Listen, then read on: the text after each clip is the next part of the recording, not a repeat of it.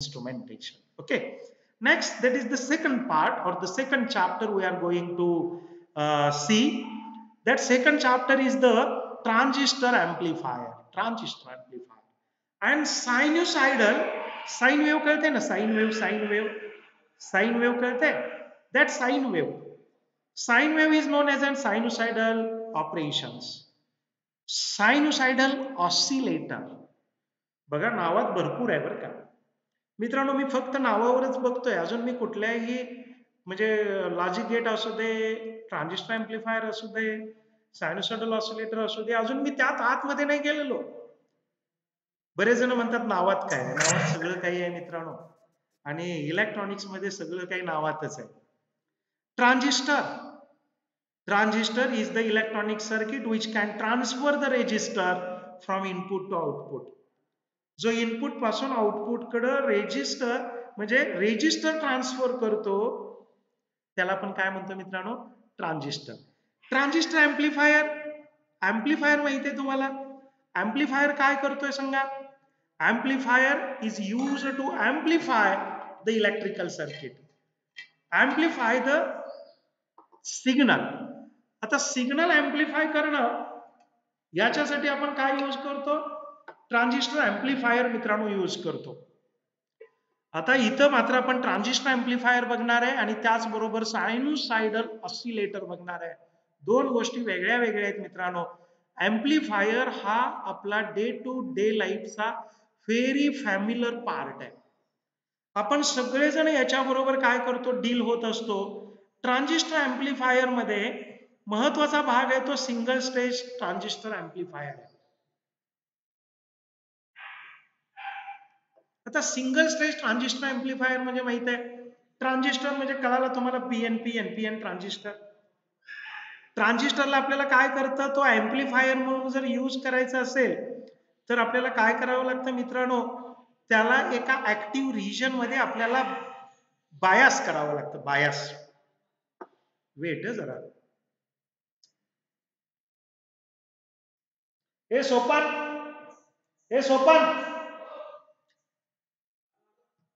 Weight.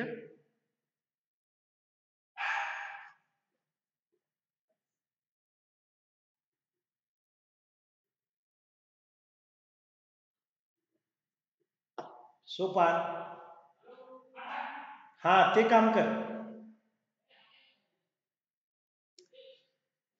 Single stage transistor amplifier आणि common emitter मित्रांनो. इथे एक शब्द आहे बघा, सीई आहे ना, CE, that is common emitter.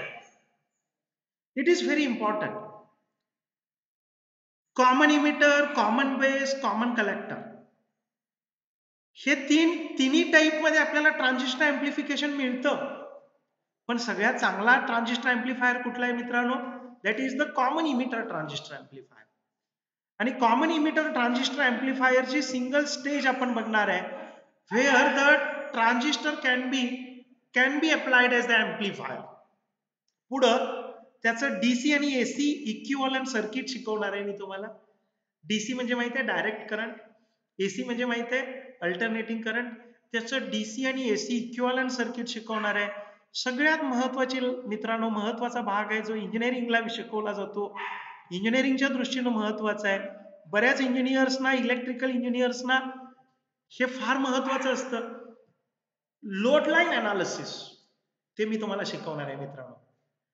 एखाद्या सर्किटचं लोड लाईन अनालिसिस कसं करायचं, त्याच्यावरती लोड कसा अनालाइज करायचा. आता लोड लाईन अनालिसिस मध्ये एसी लोड लाईन अनालिसिस आणि डीसी लोड लाईन अनालिसिस असे दोन्ही अनालिसिस मी तुम्हाला शिकवणार आहे. आणि त्यानंतर सगळ्यात महत्वाचा भाग आहे, जर एसी आणि डीसी लोड लाईन अनालिसिस जर मला कळालं तर सगळ्यात शेवटचा भाग येतो तो मित्रांनो त्या सर्किटचं क्यू पॉइंट असतो. क्यू पॉइंट म्हणजे सांगाल कोण, just make logic, that is Q for quality.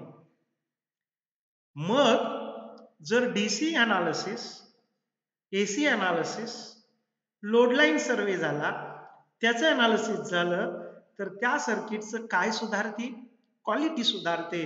म्हणजे जर मला डिजिटल इलेक्ट्रॉनिक्सचं जर मेरिट वाढवायचं असेल, क्वालिटी सुधारायची असेल तर त्यातला ट्रान्झिस्टर एम्प्लिफायर फार महत्वाचा आहे. सगळे ट्रान्झिस्टर एम्प्लीफायर नाही, तर कॉमन इमिटर ट्रान्झिस्टर एम्प्लीफायर फार महत्वाचा आहे.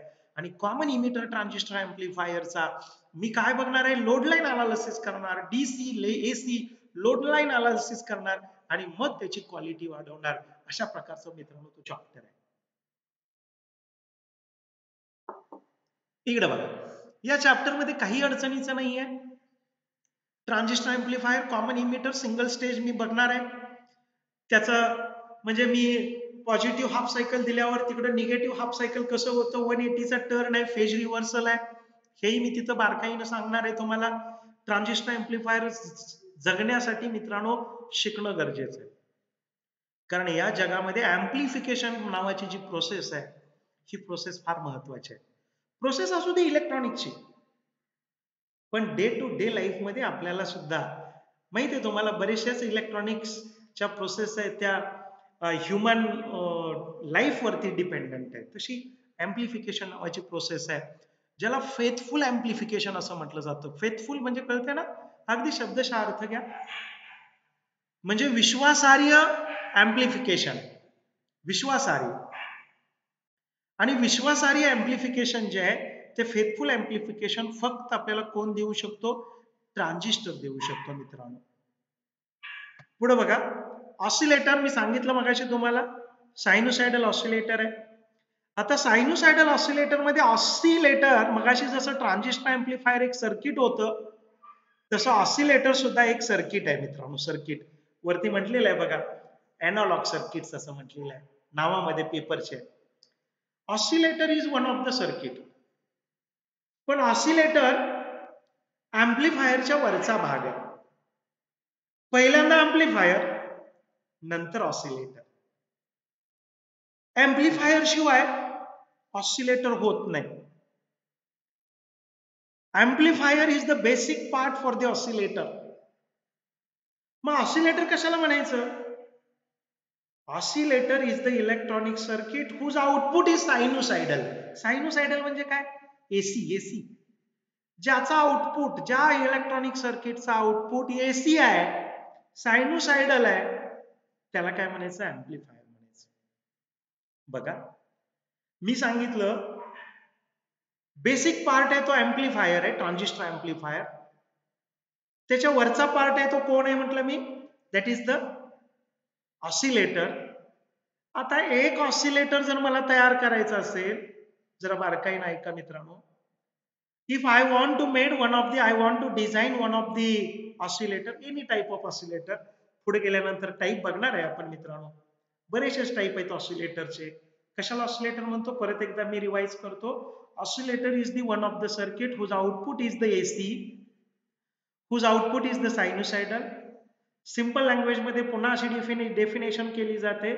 Oscillator is the circuit which convert DC into AC. या उलट एसी इंटू डीसी म्हटलं की रेक्टिफायर आहे. रेक्टिफायरचं इन्व्हर्जन म्हणजे एम्प्लीफायर, सॉरी म्हणजे कोण आहे? ऑसिलेटर आहे. Oscillator is the electronic circuit who converts the DC into AC, or oscillator is the electronic circuit whose output is the sinusoidal or the AC. These are the two definition of the oscillator. आता consider I want to design one of the oscillator. If I want to design one oscillator, then there are the three minimum things are required. Three minimum things are required.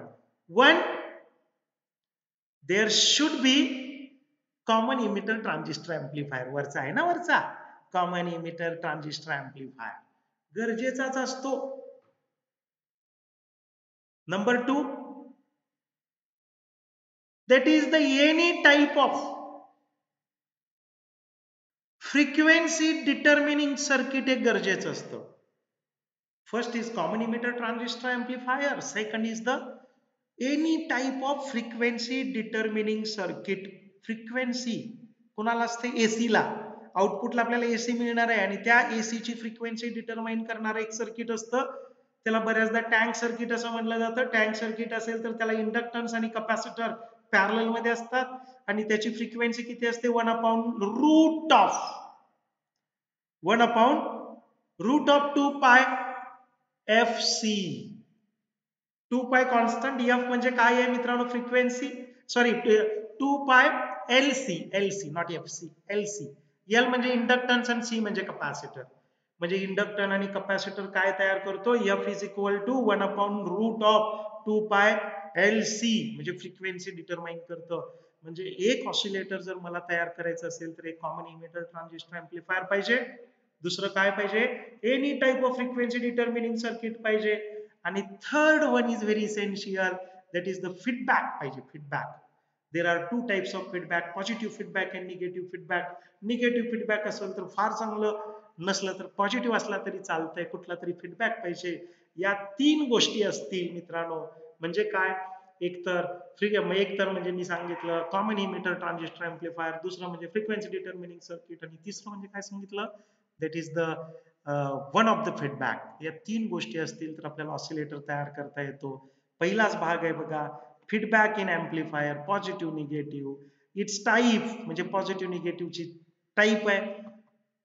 बार्क-हुसेन criteria, बार्क-हुसेन criterion negative feedback मध्ये बार्क-हुसेन criterion तयार करतो.